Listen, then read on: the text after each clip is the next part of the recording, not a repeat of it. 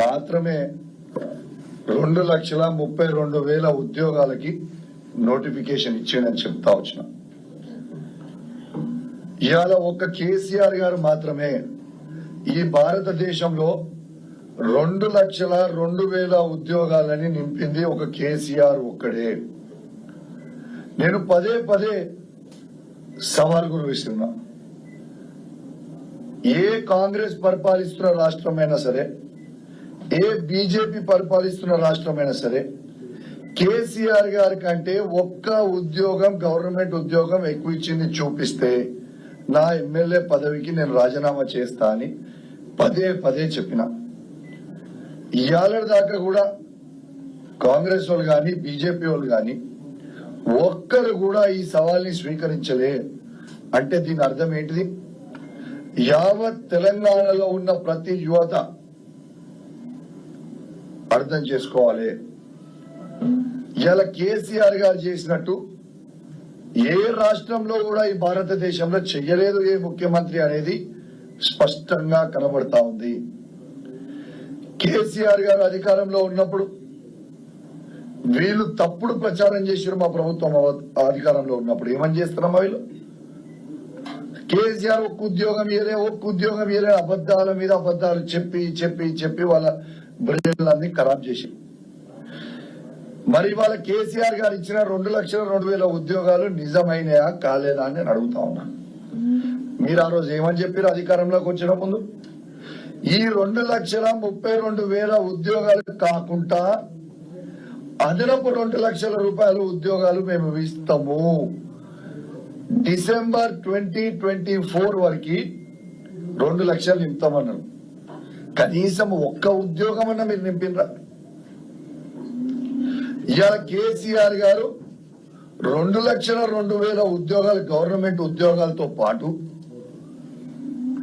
కేటీఆర్ గారి నాయకత్వంలో సుమారు 10 లక్షల ప్రైవేట్ ఉద్యోగాలు కూడా కేసీఆర్ గారు కల్పించింది ఒక్కసారి మీ అందరికీ కూడా గుర్తు చేస్తా ఉన్నాను.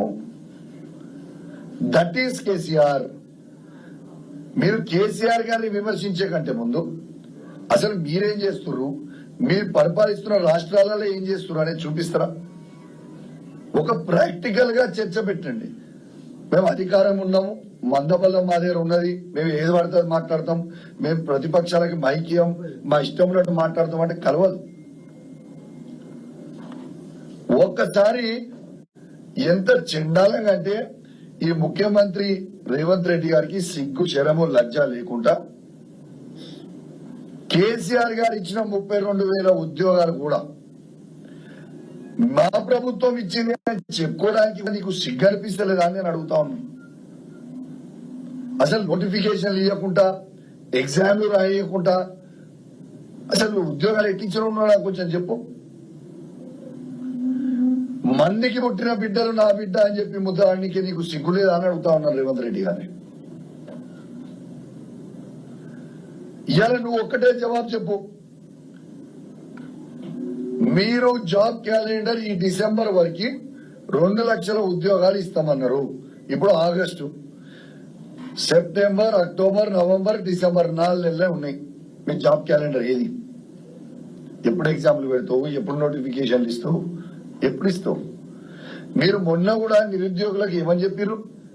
మేము ఇస్తామని చెప్పి, ఇగోండి నిన్న అసెంబ్లీలో బట్టి విక్రమార్క గారు జాబ్ క్యాలెండర్ అని ఒకటి రిలీజ్ చేసి స్టేట్మెంట్ అని రిలీజ్ చేస్తూ ఏ ఒక్క పేజ్లన్నా ఎన్ని ఉద్యోగాలు ఉన్నాయని రాసిండ్రా? ఏ ఒక్క డిపార్ట్మెంట్ అయినా ఎన్ని ఉద్యోగాలు, ఎన్ని వేకెన్సీస్ ఉన్నాయని రాసిండ్రా? రెండోది, అసలు ఇది ప్రవేశపెట్టేటప్పుడు దీంట్లో ఏ ఒక్క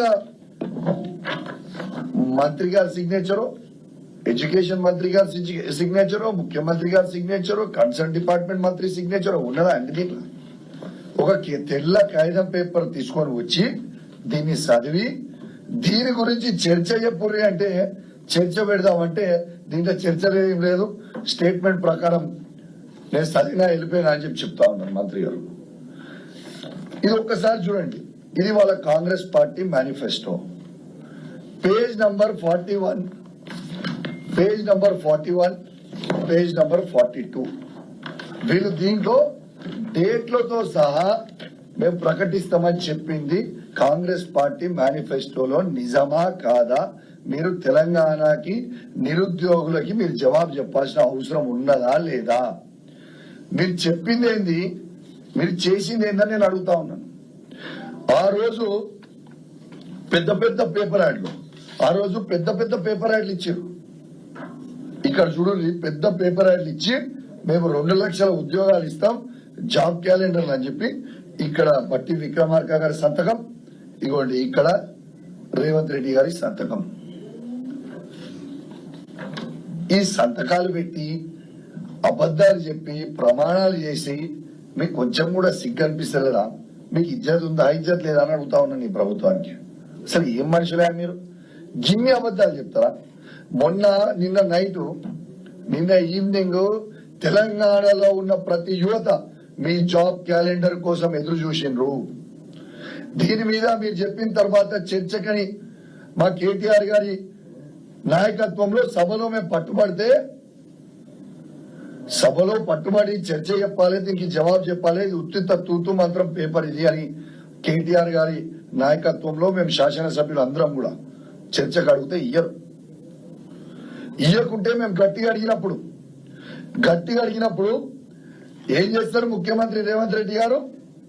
వచ్చి ఏదేదో మాట్లాడేసి మీరు దానం నాగేందర్ గారికి మైక్ ఇవ్వమని చెప్తాడు. దానం నాగేందర్ గారికి మైక్ ఇప్పించి మేము నిరుద్యోగుల పక్షాన ఖచ్చితంగా మాకు కావాలి మైకు, దీని మీద చర్చ కావాలి, మేము డీటెయిల్ గా అడగాలి అని మేము అడుగుతున్న సందర్భంలో మైక్ ఇచ్చి శాసనసభ్యులని ఇష్టం ఉన్నట్టు నోటికొచ్చినట్టు అసలు చెప్పరాని పదాలు బెదిరిస్తూ మీ తోలు తీస్తా అని, మిమ్మల్ని హైదరాబాద్ లో తిరగనియా అని, మీరు ఎట్లా తిరుగుతారో చూస్తా అని చెప్పుడు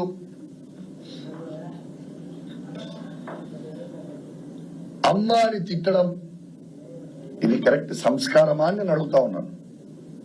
ఇది కరెక్ట్ పద్ధత అని నేను అడుగుతా ఉన్నాను. రూల్ బుక్ లో ఏముందండి? రూల్ బుక్ లో 318 లో ఏమనుంది ఒకసారి చదువుతాం.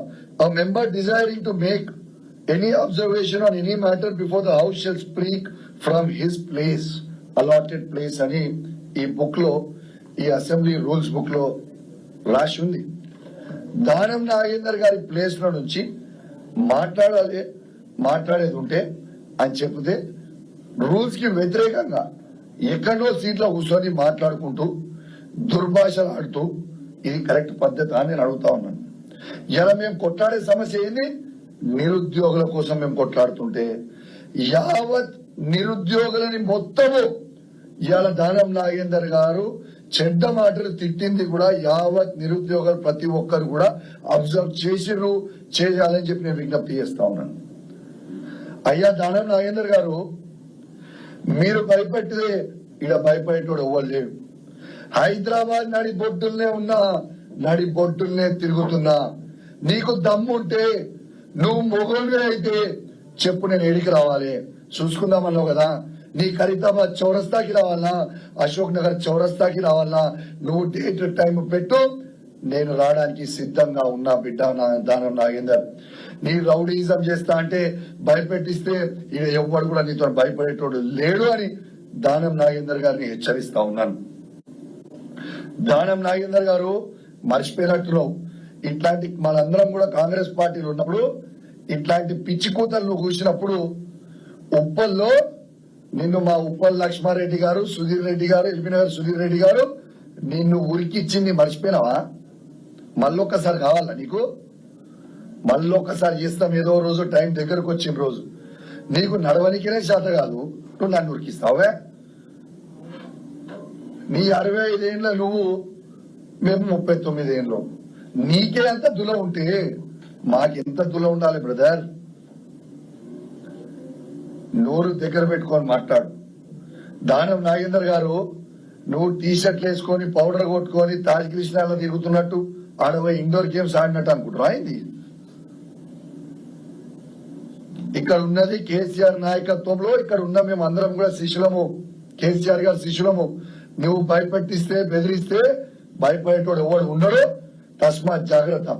నీకు ఇజ్జత్ ఉంటే, సిగ్గుంటే, శరం ఉంటే, లజ్జా మానం ఉంటే కేసీఆర్ గారు పెట్టిన భిక్ష అది నీకు ఎమ్మెల్యే పదవి.